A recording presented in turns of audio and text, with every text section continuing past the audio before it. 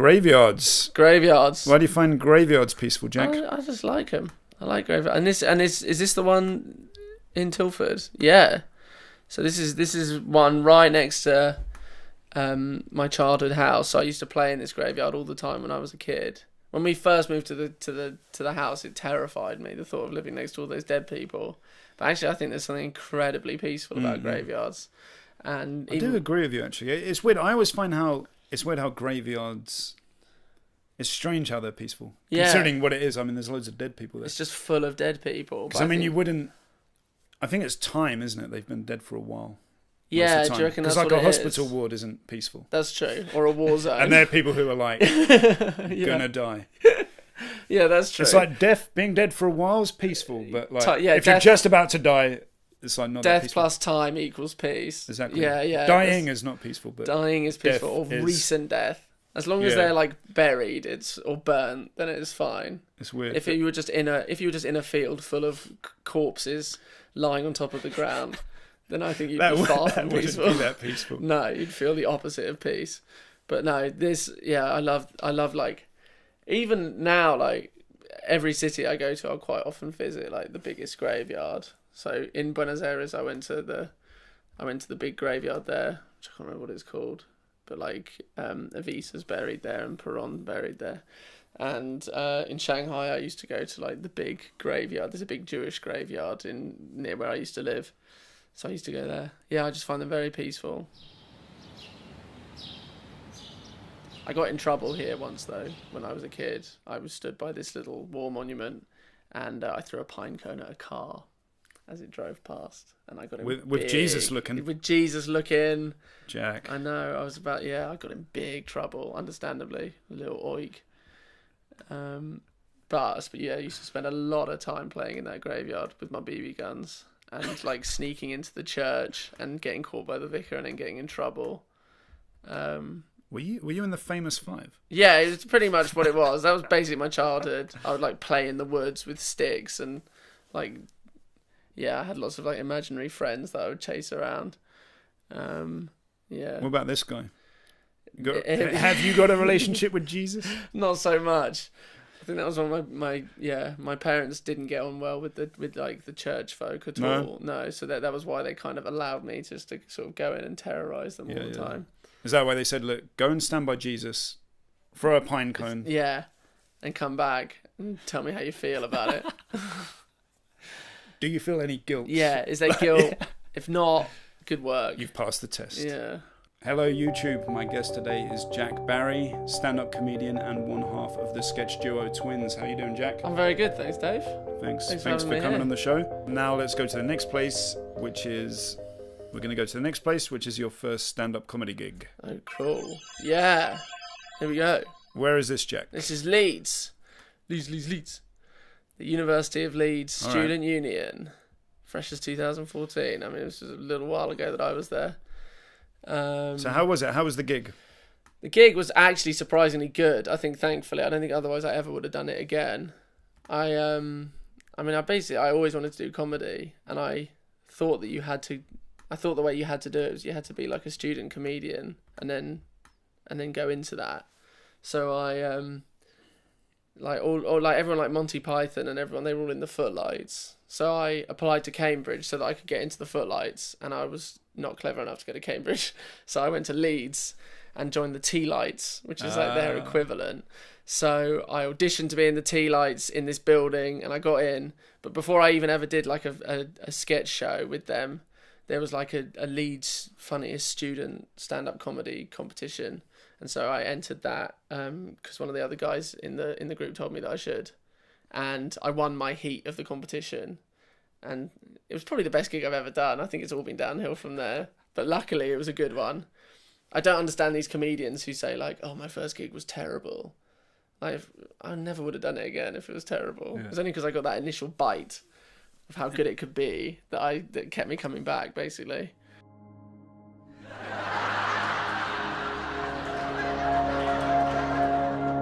And the next place we're going to go to is a place with a life-changing moment. You ready? Yes, let's go. Let's fly. Where is this? So this is Amersham. Rectory Lane. Amersham. in Amsterdam, in Bucks. And so these buildings to the left, this is Rectory Court, where my granddad used to live. So these are the allotments where my granddad used to have some veg, and his flat is in that building behind him, Rectory Court, which my uncle always used to call Rectum Court. Just a little joke. And this is where I first got into comedy, I'd say. Like I said, I'd always wanted to do comedy ever since I was a kid. And that was why I applied to go to Cambridge and be in the Footlights and do all that kind of stuff. But it was here in Rectory Court where my granddad used to sit me down and watch like Harry Enfield and Chums and Blackadder and Monty Python, The New Statesman, all this kind of old stuff that we would sit down and watch together. And that was when I first was like, that's what I really want to do. I want to never stand up. It was always like sketch comedy and sitcoms. I was like, I want to be one of those guys. And then and now I do stand up because it's easier to do on your own. Brilliant. Yeah. And is your granddad still with us? He's not with us anymore, no. But sadly, he died a few years ago. But did he get to see you doing comedy? He never did. He knew I had started doing it. That was one of the last things he said to me. I remember he was in like a hospital bed and I went to go and see him. And he was like knackered and like on his last legs, and I went in and he was like, "How's it going? You still doing the da da da da da da?" And that was the last of his energy. I think he kind of missed his calling. He definitely could have been a comedian. He was a really creative guy. He was a really funny guy, and he unfortunately like sort of lived in a time where lots of people had undiagnosed mental illnesses, and he was bipolar, and so he sort of, if that sort of hadn't derailed him, I think he could have done some really interesting stuff. So I guess I'm doing this vicariously for him in a way. And the next place we will go to is your favourite place in the world. Right. This is like central Shanghai. This is another. What do you love about Shanghai? I mean, you used to live here, didn't you, when you were a kid? So I lived there for 2 years, and then, like I say, I studied Chinese at university just so they would send me back, basically. And this is where I lived the second time. This is Shijiahui, which is one of the central districts of Shanghai. So you speak Chinese, right? Like fluent I Chinese? can speak fluent-ish Mandarin. Amazing. Yeah. What would you say to like this guy if you saw him on the street? What would you say? 朋友，你的脸是这么样？为什么这么样？这么糊涂的？ And what does that mean? What did you say? Just saying, hey man, what's up with your face? Why is it like that? Why is it all muddled up like that? He's, I don't know. He's having some problems, That's isn't great. he? Oh, they're eating ice cream or something. Yeah. I mean, the thing about China is that it could be ice cream, it could be something else.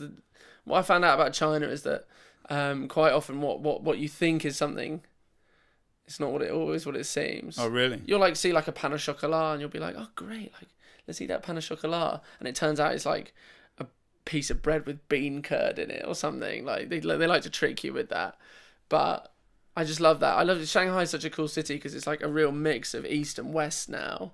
You've got districts like this which look so futuristic and modern, but then right around the corner you'll have like a really traditional sort of old Chinese market. How old were you when you were here? So I was 12 when we moved there, and 14 when we came back. So if you moved here when you were 12, how was it like as a 12-year-old acclimatizing to that? Yeah, incredibly different culture. It was a real culture shock when I got there. I remember like when you're sort of a teenager, you don't really cry ever. I don't feel like, and I mean if you're like a weird guy, and I remember crying my eyes out when I moved to China and when I moved back from China. Those were like my main times where I really, really cried. And when my grandparents died, those were like my points of crying, I remember. And because it was such a massive culture shock.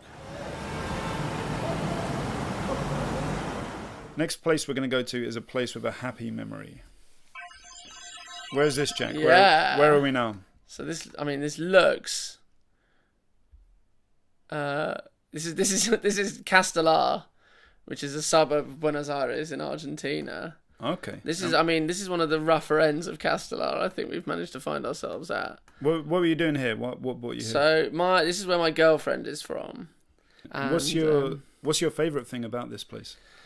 I mean, obviously it was hanging out with my now girlfriend. It's like it's a small suburb of Buenos Aires, so it's kind of like I don't really know what the equivalent would be. It's like Wimbledon, I guess. Okay. But the Argentinian version of Wimbledon. So her mum lives in this. Do you get Argentinian wombles as well? Yeah, exactly. Which is what my girlfriend probably is. I can't even imagine what they look like. Yeah. Yeah, God knows. But it's just like, I mean, it was in the papers recently because John Travolta was there. Oh, was he? Shopping in like a local bakery, buying croissants. So that's why Castellar's famous at the moment. But it's just like the most insane place ever. Like my girlfriend lives over in London now because she said she kind of had to get out because everything's so dramatic in Castellar.